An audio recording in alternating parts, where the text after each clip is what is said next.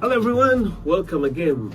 It's me, your host again, Paul Patrick Masaba, CEO Luxurious Concepts, and we are back again in style. Today, before I even introduce what you are looking at, I'm sure some of you are like, what are you doing, Paul, today? This is awesome. I know I can read your mind. So I'll just say Happy New Year, and then I'll get right into it. So today I have a very special friend who I'm going to let introduce himself, and he is...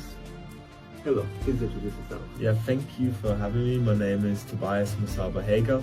I am originally from Vienna, Austria, in Europe, but I have Ugandan and British roots. So this is one of the reasons I came to Kampala. Wow, thank you very much. Toby is a very detailed person, spot on. I'm the one going to blow his trumpet for him because he is modest. But we are so privileged for him to be here. We hosted a few people, but we are now going into part 10. But this one, because it's special, we are going to talk generally about what addiction is and what about the people who are recovering from it and those who are moving into business. And we are also going to talk about those things you don't want to hear. Like some of you who watch pornography, some of you who are addicted to outing, some of you who are reckless, but like the story goes, we always just kick it off from there. So I'll just start with Toby and ask Toby, what do you know about people who are addicts? Well, I know that addiction comes in many forms, so often it can be less severe forms. Some stages might be more advanced. It is also comes in multiple issues, so people might be addicted to things other people wouldn't really be able or common to be addicted to.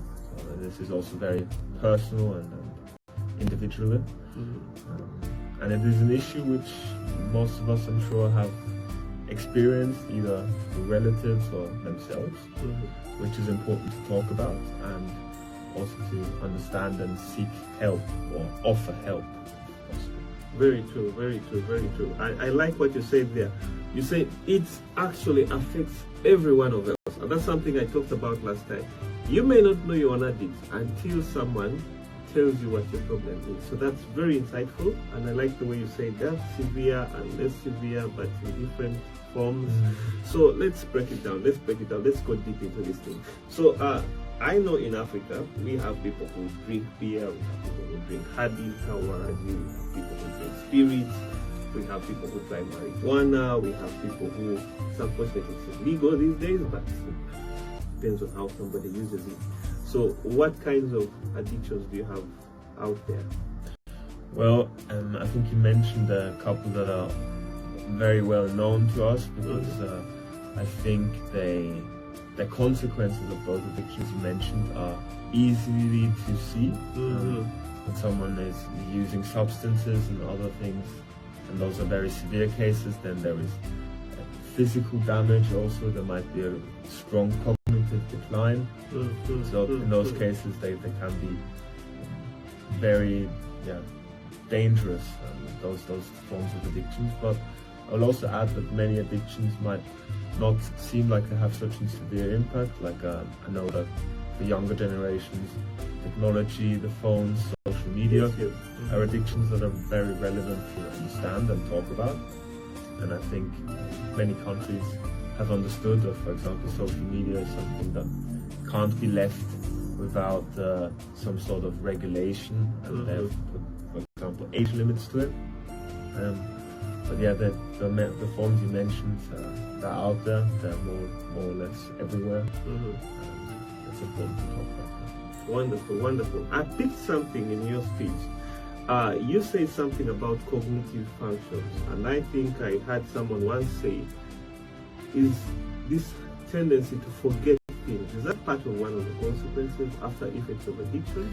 Yes, it can be. I mean, I will mention before going into any of those maybe slightly more biological aspects that I'm not an expert on these. It's not anything I researched in my professional endeavors. I'm a business individual who has... I think we should have tea for that. who has a strong interest in those topics. So I've done my own research, and there's many great resources out there for people who want to do the same. but again, there is a possibility of cognitive decline. There are many factors that play into that, like dopamine is an important keyword, which we might cover on later. But if you focus, or if you get pleasure, for example, from many other things, let's just take social media as an example, that you might not develop as or release as much interest and excitement for other things, such as reading or studying a book or reading something for university, and therefore you might not be as concentrated or as focused, or you also might have a more difficult time to process the information you read, and that might also have an effect on your memory. And there's, I'm sure, many other scenarios and cases, and I hope again this is somewhat also more or less biologically true, and this is what I've understood. Wonderful, wonderful. I think I agree with you. And yes, we are not giving expert opinions on medical aspects, but we have a fair insight into how it feels. So that's wonderful to say, Toby. Thank you very much. However, I also want to ask something a little bit different. Let's talk about characters of addicts. Are these people generally tending to be criminals? Are they tending to just be public nuisances? What do you say about characters of addicts? Well, maybe I think it would definitely be difficult to generalize it, because addicts again can come in every form. So yes, you might have someone who's an addict and addicted to criminal behaviors or gets excitement and rush in those. And then again, you might have people who more or less have their life in control and don't engage in those behaviors.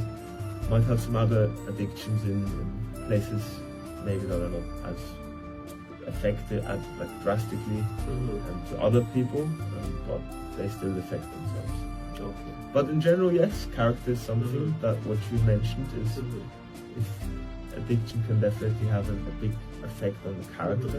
And if someone is addicted in multiple things, you might also characterize this as someone's character of having the tendency to be addicted. Excellent. So what I'm getting is an addict is not necessarily a criminal. This may just be somebody struggling. Exactly. And I like that, because that's what I told you people, that you are on your way to purpose. So you are not necessarily a criminal. For some of you, I must put that, but many of you are generally just struggling with something, trying to get back to your normal self, trying to balance your physiological, your psychological, a number of things in your body and your mind, your mental state that have to be brought back to what? Balance. So we're going to take a short break and come back with the second part of this awesome thing. Thank you again, Toby. Of course. You're awesome. Thank you, you too. All right.